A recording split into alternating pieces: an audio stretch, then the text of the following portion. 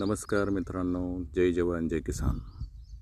आता खरीप हंगामातील कपाशी 4 जून रोजी ही कपाशी लागवड केली होती आणि आज 18 जून आहे.